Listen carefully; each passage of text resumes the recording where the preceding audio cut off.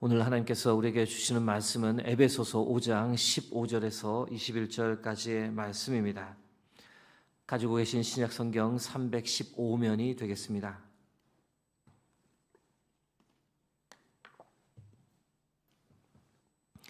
허락하신 말씀 교독하겠습니다. 그런즉 너희가 어떻게 행할지를 자세히 주의하여 지혜 없는 자 같이 하지 말고 오직 지혜 있는 자 같이 하여 세월을 아끼라. 때가 악하니라. 그러므로 어리석은 자가 되지 말고 오직 주의 뜻이 무엇인가 이해하라. 술 취하지 말라. 이는 방탕한 것이니 오직 성령으로 충만함을 받으라.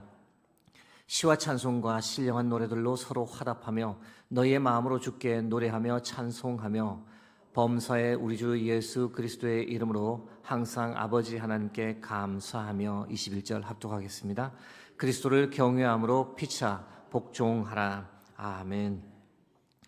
어제에 이어 지혜 있는 자의 삶이란 자의 말씀을 다시 한번 나누겠습니다.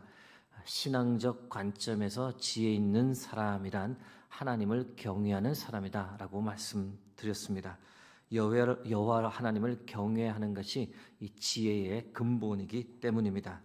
똑똑하고 열심히 살지만 하나님을 경외함이 없으면 그 사람은 지혜로운 사람이다 라고 말하기 힘듭니다.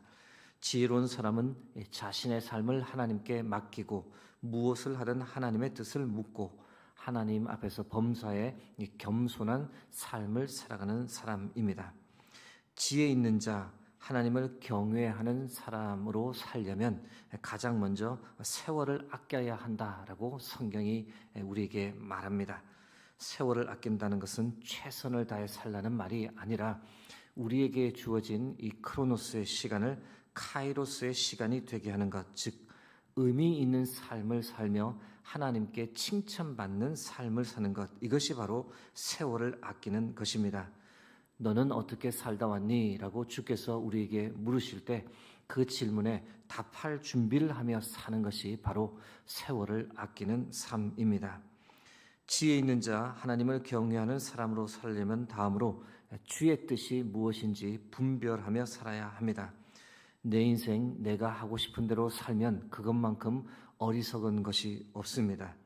그렇게 살 것이 아니라 주의 뜻이 무엇인지 분별하고 주의 뜻을 실천하는 삶을 살아야 합니다. 주의 뜻을 분별하기 위해 가장 좋은 것은 하나님의 말씀을 보는 것이고 깨닫게 된 주의 뜻을 실천하기 위해 꼭 필요한 것은 기도를 통해 실천의 능력을 받아야 합니다. 우리는 말씀과 기도를 통해 주의 뜻을 분별하고 분별한 주의 뜻을 실천하며 살아갈 수 있습니다. 여기까지가 어제 나눈 말씀입니다. 어제에 이어 이제 몇 가지만 더 나누겠습니다. 지혜 있는 자, 하나님을 경외하는 자로 이 땅에서 살아가려면 우리가 무엇을 해야 할까? 세 번째는 성령 충만을 받아야 합니다. 18절 말씀입니다. 술 취하지 말라. 이는 방탕한 것이니 오직 성령으로 충만함을 받으라. 사랑하는 성도 여러분, 성령으로 늘 충만한 삶을 사시길 주의 이름으로 축복합니다. 사람이 무엇으로 충만해 사느냐가 참 중요합니다.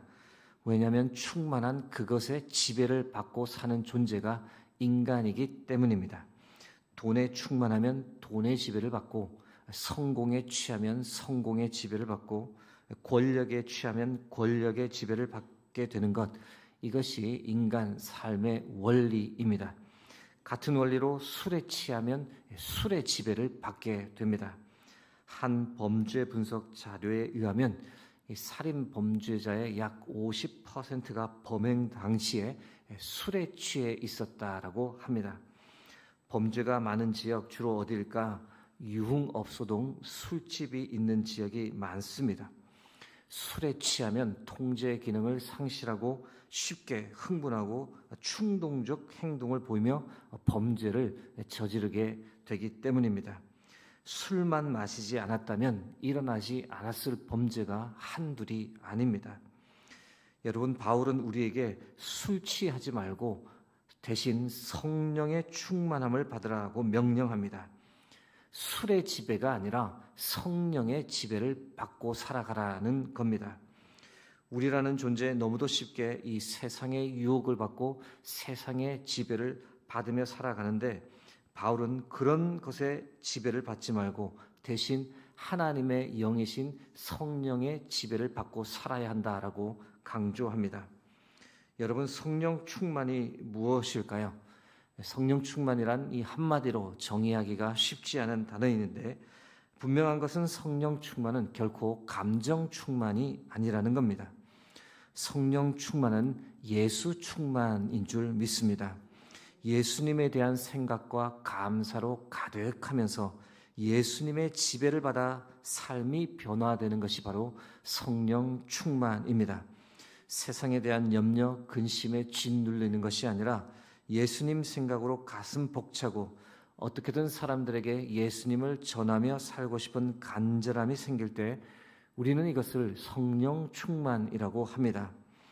성령 충만은 회개와도 밀접한 관계가 있습니다. 사도행전 4장 38절 말씀입니다. 베드로가 이르되 너희가 회개하여 각각 예수 그리스도의 이름으로 세례를 받고 죄의 사함을 받으라. 그리하면 성령의 선물을 받으리니. 참된 회개가 있는 곳에 이 성령의 부흥이 일어납니다.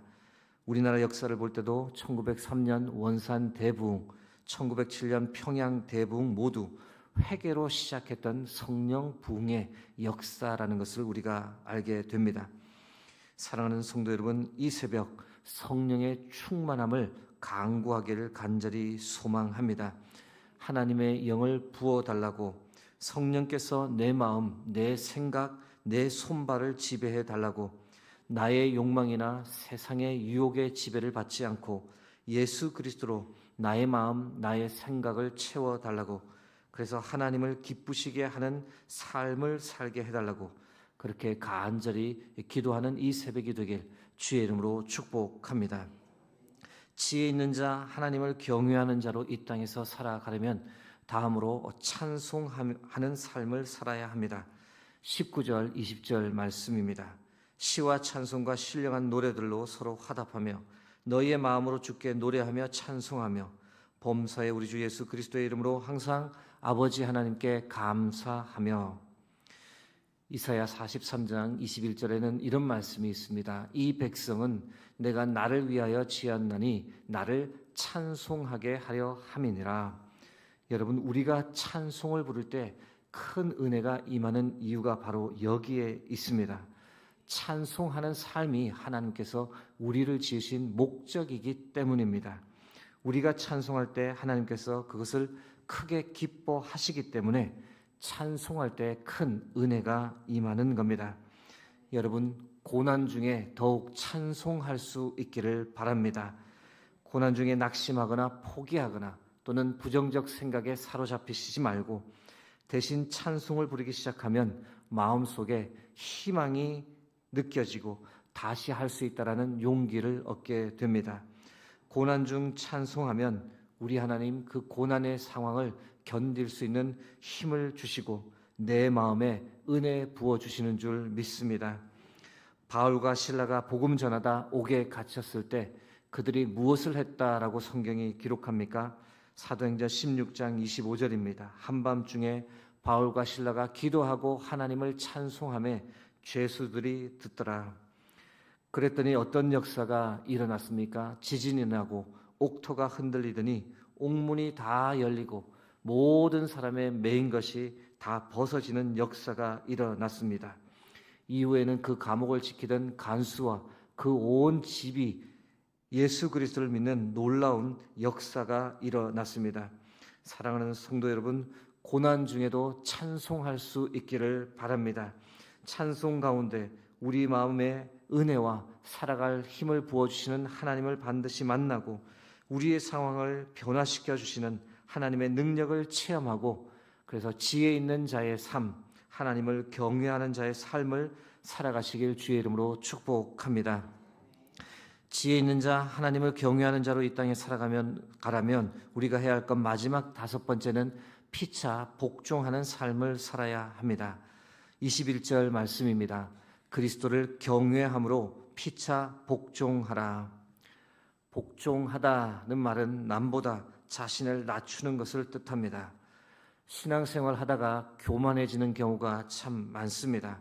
많은 체험하다 보면, 특별히 더 많은 은혜를 받다 보면 교만해지기 쉽습니다.